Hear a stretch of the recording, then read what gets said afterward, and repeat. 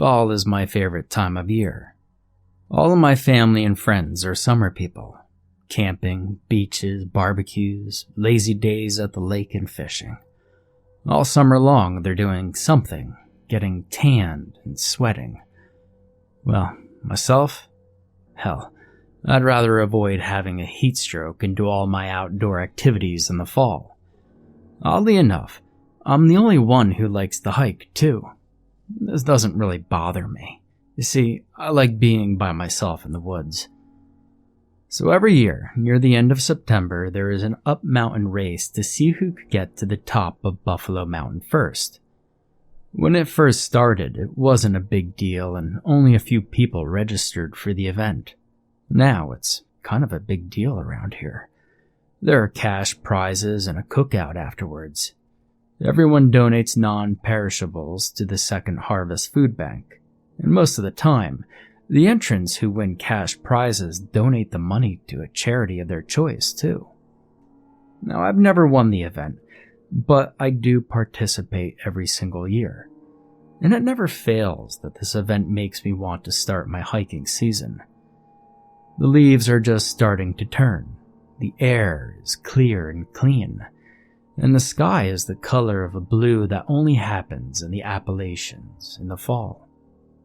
After last year's event, I flopped onto the ground at the top of the mountain and waited for all the other entrants to load into the shuttle back that goes to the bottom of the mountain. There were enough of us that it was going to take the van 2 trips to get us all. I volunteered to stay behind and wait to go back down. I was tired. I'm not as young as I used to be, and it took me quite a while to recuperate. As I sat catching my breath and trying to cool down, I heard a couple of the others talking about some strange creature they had encountered on Klingman's dome. I half listened to them, amused. I'd grown up in the mountains and had seen all kinds of crazy-looking critters. It's amazing how a bad case of mange can make a black bear suddenly look like a nightmare version of the chupacabra. I figured the guys had seen some similar appearance-altering condition on an otherwise normal animal, and well, it probably spooked them. By the time the shuttle arrived again, we were all involved in the storytelling. You see, another hiker had seen a similar animal closer to my home in the Unicoi Mountains, usually known as the Unaka Mountains. These mountains are situated along the Tennessee-North Carolina border. Now, here's a bit of a history lesson just to set the scene and to clarify why I thought these hikers had simply seen a normal animal and thought it was something else. The name, Unicoi Domes, from the Cherokee word Unega, which means white. It refers to the fog and low clouds that hang over the southern Appalachian Mountains on humid days or early in the mornings. The word, Unaka, has the same root and meaning as Unicoi. So, if you're hiking along while the fog is thick, the forest becomes a place where your imagination could run wild. Now, I told the story about the black bear with mange. I got a couple shots of him on my cell phone's camera. I posted the pictures online, and everyone who saw it had an idea what it could be, and their guesses ranged from the ever-popular chupacabra to an alien werewolf.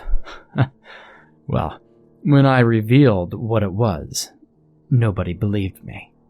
The guys in the van had no opinion about my story. Some rolled their eyes and politely turned away from me, preferring to get back to their scary cryptid stories.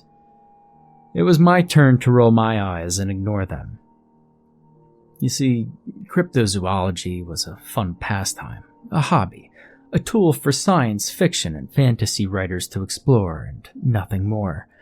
At least, not in my opinion. At least, not until I had my own experience. The 3rd week of October rolled around, and I had forgotten about the cryptid stories told that day at the Buffalo Mountain Race. I was stoked and ready to hit the trails for 3 weeks of undiluted peace and a fair amount of solitude. Usually, I would run into hikers from the Appalachian Trail, and we would end up sitting around a campfire telling stories for at least one night. It was okay. I didn't mind it. Most of the hikers were colorful characters. I took my gear and headed out in the old beater truck. It was an '89 Toyota that had a flat wooden bed, since the other had rusted away years and years ago. I kept it specifically for these trips because it would remain parked in a remote location for the duration of my hiking trip. If it was vandalized or stolen, well, I'd got my money's worth out of that thing by 1999.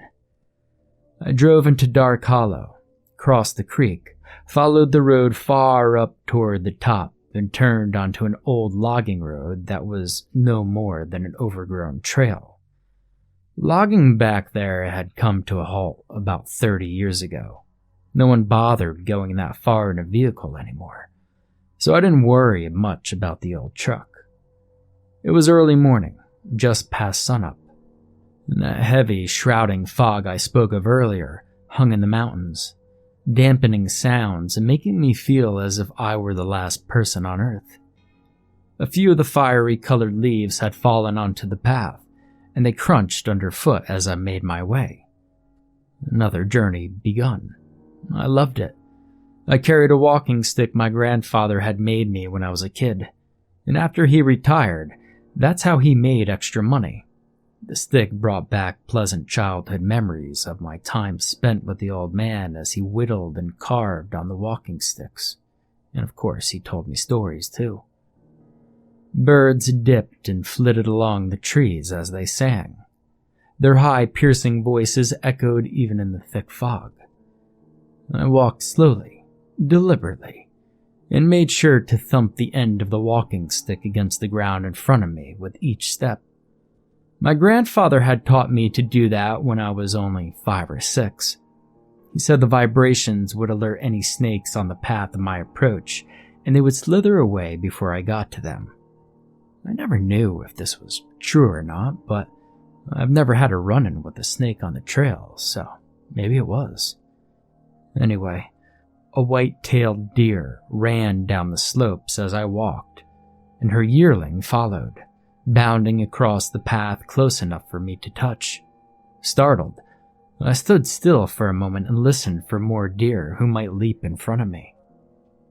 Later that evening, as I neared the spot where I would make camp for the night, a squirrel took interest in me. He followed my progress but stayed just out of reach. If I turned to him, he bolted up the nearest tree and barked at me. He continued to follow me until I made camp. I left him some unsalted peanuts at the edge of my camp so I could watch him from the doorway of my tent. The small fire I laid was just to keep animals away. It was not cold enough even at night to need it for warmth. The next morning, I woke up at 3 o'clock, feeling as if I'd been startled awake by some sudden loud noise, but I'd heard nothing.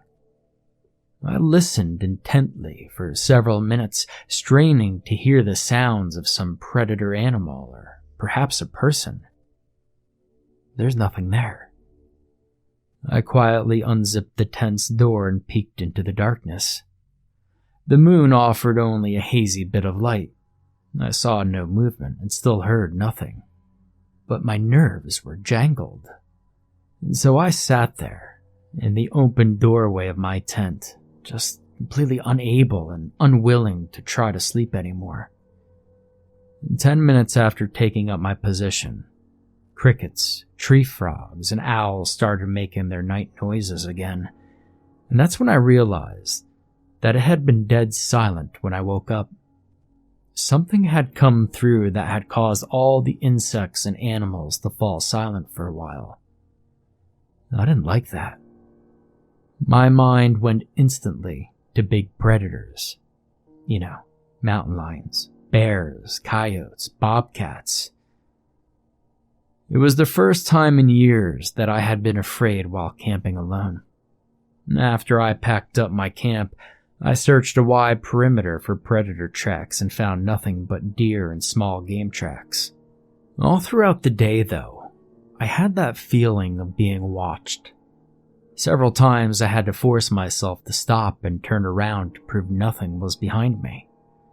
My fight-or-flight mechanism would kick in, and I wanted to run, but that would only lead to more panic and possibly an injury. I knew I had to keep a level head if I wanted to stay safe.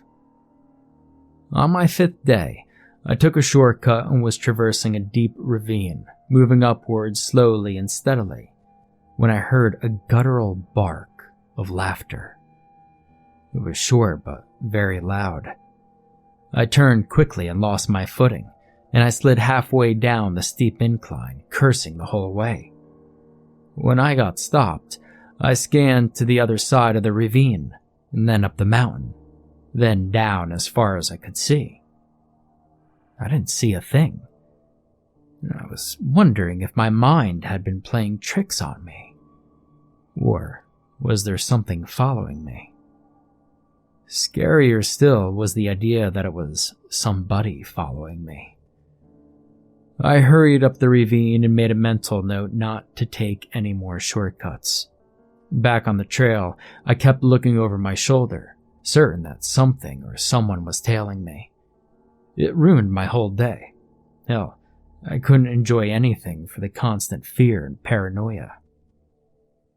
The next morning, I woke up again before dawn to that same eerie dead silence.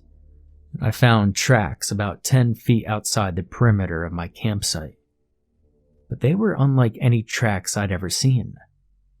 Imagine a hoof print from a small horse. Now soften the outline until it looks like a soft hoof made the print, and you'll have a fair idea of what it looked like. It was bipedal, which completely freaked me out. There are no two-legged animals around here. Some animals can walk on their hind feet for varying distances, but this thing had circled my camp several times with no evidence of having 4 feet. Of course, there's no cell service that far back in the mountains either. It wasn't like I could just call in the rangers. A cold chill settled in my bones as I thought about my options, and I didn't have many. I could keep walking the way I was headed. I would be close to a small rural neighborhood within a day or two, or I could turn back. My truck was several days behind me, so I really had no choice, and I had to keep moving forward. The enjoyment of my annual hiking trip just completely went out the window. All I cared about was getting the hell out of the woods, off that mountain, back to civilization. I did have the presence of mind to get a few shots of the tracks that the thing made. I walked as fast as I could that day, not stopping for more than 5 minutes at a time. The last rest stop I took was at 5 that evening, and that's when I noticed the silence had once again descended on the mountain. The squirrels, usually noisy and rambunctious, had stopped all their chattering and barking. No deer ran through the woods. Nothing moved. Even the air had gone still. Panicked, I peered closely at every bush, every shadow, every dip in the land and outcrop of rocks, trying to get a look at the thing tracking me. That's what it was doing, right? I mean, what else could it be called at that point? I set off again at a fast pace before the fear could lock me into place. The crunch of dead leaves underfoot was no longer something to be nostalgic about. It was a constant reminder that everything died eventually, including me. My death might come sooner rather than later if I didn't get off the mountain. Now finally, I made it to the point on the mountain where it was too high for deciduous trees. There were only pines that close to the top. The pine needles were soft and noiseless as I continued my uphill journey. The air was thinner, and that made me slow down. It's not so thin that it'll kill you, but you definitely notice it, and have to slow down or you could pass out. Unconsciousness was something I did not want to be, not with that thing following me. Darkness forced me to stop for the night, but I didn't bother setting up a tent. There was no way I was going to sleep that night. The moon was nearly full, so I could see pretty well in the large clearing. I made a big fire that night and kept it stoked, sitting close, even though sweat rolled off of me. Even predatory animals avoided fire. Now around 4:30 in the morning, the thick fog rolled in, and I cursed it. It was thick, and hanging that high up on the mountain, it was more like a low-hanging cloud. The fire's light flickered and danced on the whiteness, making it impossible to see into its depths. And that's when I heard the guttural barking and growling again. It seemed to be coming from all sides, and it was close. Now logically, I should have seen the thing moving, it was so close, but I saw nothing but the movement of flames and the slow approach of more thick mist rolling toward me. Finally, fear did its job and froze me to the spot. I couldn't move one way or the other for fear that I might run into the creature making that terrifying sound. The mist hung above the ground a few inches, and I did muster up the nerve to lean down to try to look under it for the feet of the thing. The crackle of the fire hid the sounds of movement, but the legs and misshapen feet were there all right. I counted 6 sets of them. 6 unknown creatures moving closer to me, hidden in the thick fog. The feet looked like hooves made of fatty tissue, distended almost to the point of bursting with each step. I scurried to the other side of the fire, farthest from where I'd seen those feet, and I looked up to the hazy sky, praying that sunrise would hurry. It was almost 5:15 by then, and I knew I couldn't remain where I was for long. Those things were closing in and spreading out. They would surround me soon, and I wouldn't have a way out. I lit the end of a large stick and stood. The fog was thinning, but not much. Turning my back to the fire, I fanned the flaming stick in front of me, trying to find my backpack. I had propped it against a large rock close by, but it was gone. Deciding it wouldn't be an irreplaceable loss, I started down the other side of the mountain in the general direction where I knew there would be a rural neighborhood. A couple of 100 feet down, the fog had cleared to a light mist, and I stopped just long enough to douse the fiery end of the stick in the soft dirt of the trail. I didn't see any of the creatures following me, so I turned back and jogged down the steeper parts of the mountain. It wasn't long before I reached the bottom. The land flattened out, and I could see the first big farm in the distance. I laughed aloud. You see, relief flooded me as I walked out of the tree line. However, that laughter died quickly as I was faced with a barbed wire fence. Whoever owned the land had attached the wire to the trees. There were so many horizontal lines of wire that it made a veritable wall. There was no way through it, and it ran as far as I could see to my right and about 100 feet to my left. I ran to the left. At the end, the fence took a 90-degree turn and ran the length of the property. Without thinking, I set off following the fence, determined to get out of the woods and to safety before those things caught up to me. At the midpoint of the property line, something growled, followed by a scream. It stopped me dead in my tracks. It was directly beside me, just inside the tree line. Sunrise had come, but it had not lit the inside of the forest on that side of the mountain yet, so the shadows were deep, dark, and impenetrable. I eased forward. The thing growled, and then another one answered directly behind me. They had cut off my escape. I didn't dare look back. I didn't want to see it after all. I put my hands on the fence. Thankfully, there was no current. And then bushes rustled ahead of me to my left, and my breath caught my chest, burning my lungs. The creature stepped out and moved to the center of my path. It was about 3.5 feet tall, had long, scraggly black hair that seemed to move about in the air like whiskers or feelers on an ant. Its eyes were huge round pools of glossy black, and its skin was thick and molted with thick scars. Shorter, lighter hair covered the rest of its body down to its knees. In its left hand, it held my walking stick. The thing grinned and my blood froze. It showed 2 rows of pointed teeth. Some were broken and some were missing, but the one still there had only one job, and it was tearing flesh off of its prey. Now, I'm not a small guy. Hell, I'm 6'2" and I weigh in at 220, but those creatures, whatever the hell they were, scared me worse than anything I'd ever encountered before. Now, the barbed wire fence didn't seem so bad once I was facing 6 of the troll-like carnivores. I don't remember breathing or even contemplating my next move.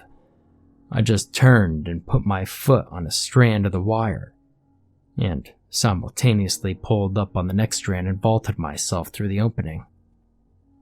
It wasn't that simple, though. I ended up having 42 stitches to close all the cuts. And one of those things actually clamped down on my foot, biting through my shoe and puncturing my skin. But in the end, hell, I made it. I stood and ran as best as I could with my injuries, yelling and screaming at the top of my lungs. The old man who lived in the farmhouse called for an ambulance. I didn't tell the doctors that a small tribe of these creatures chased me through the barbed wire. I didn't want to end up in the psychiatric unit. I told them it was a bear. I listened carefully to all hikers' stories now, just to see if anyone else had ever run into anything like that. So far, no one has. I'm not doing my annual hikes anymore. Somewhere out there, a nasty creature has my walking stick. So if you're ever in the Tennessee or Carolina mountains, and you find a walking stick with a carved bear's head for the top, well, I would advise you to get the hell out of there, and fast.